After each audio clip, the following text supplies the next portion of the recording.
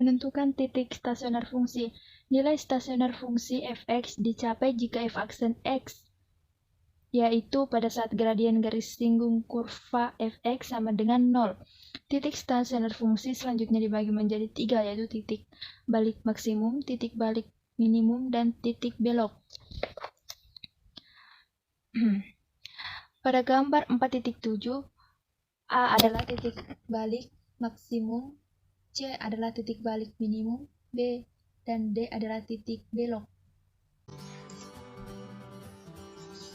Nah, perhatikan di sini ada fungsi Y sama dengan Fe dengan titik stasioner di C ya. Perhatikan grafik tersebut.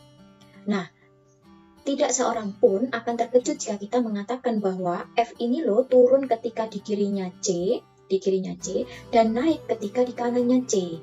Nah, tetapi untuk meyakinkan bahwa kita sepakat dengan istilah ini, kita perlu definisi ya.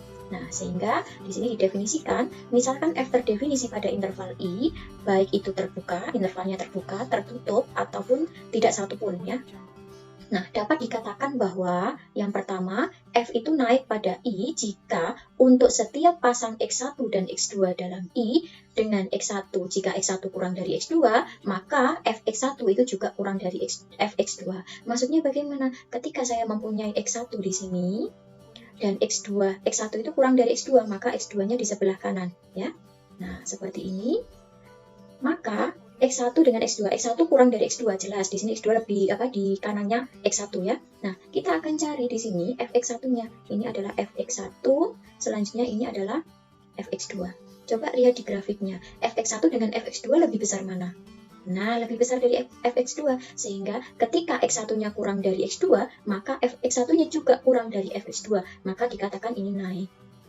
Nah, yang kedua, F turun pada I jika untuk setiap pasang X1 dan X2 dalam I, X1 kurang dari X2, maka Fx1 lebih dari Fx2. Nah, ketika kita dapatkan seperti ini, maka kesimpulannya F turun pada I. Nah, misalnya seperti ini ada X1, ini ada X2. Nah, X1 kurang dari X2 ya, karena X1-nya di sebelah kirinya X2. Nah, kita cari Fx-nya. Nah, kita hubungkan, nah ini adalah Fx1. Selanjutnya X2-nya, ini adalah Fx2. Nah, lebih besar mana antara Fx1 dengan Fx2? Nah, lebih besar Fx1. Sehingga ketika X1 kurang dari X2, maka Fx1 lebih dari Fx2, maka kesimpulannya F ini turun.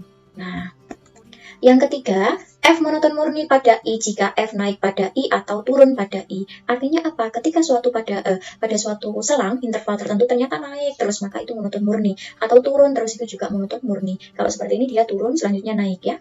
Oke. Nah, perhatikan grafik ini. Ini titik stasionernya. Nah, perhatikan ini. Kalian sudah belajar garis singgung ya. Nah, ketika kemiringannya seperti ini, masih ingat di sini kalau miringnya seperti ini itu gradiennya positif atau negatif? Nah, positif. Kita hubungkan lagi. Positif. Kita cari garis singgungnya yang sebelah kanan nih. Kalau miringnya seperti ini, apa? Nah, negatif ya. Kalau miringnya seperti ini juga.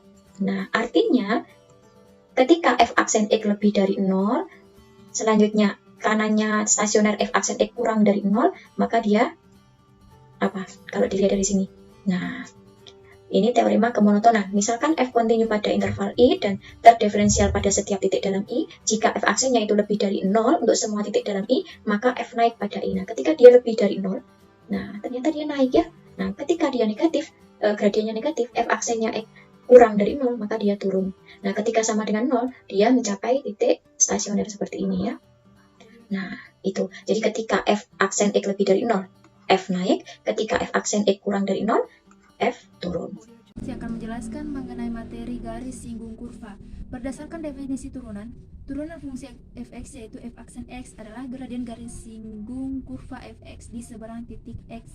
Asalkan nilai dari f aksen x yaitu f aksen x sama dengan limit h mendekati 0, fx tambah h dikurang fx per h ada. Dengan demikian, persamaan garis singgung suatu kurva di seberang titik dapat ditentukan dengan menggunakan turunan, termasuk turunan fungsi trigonometri.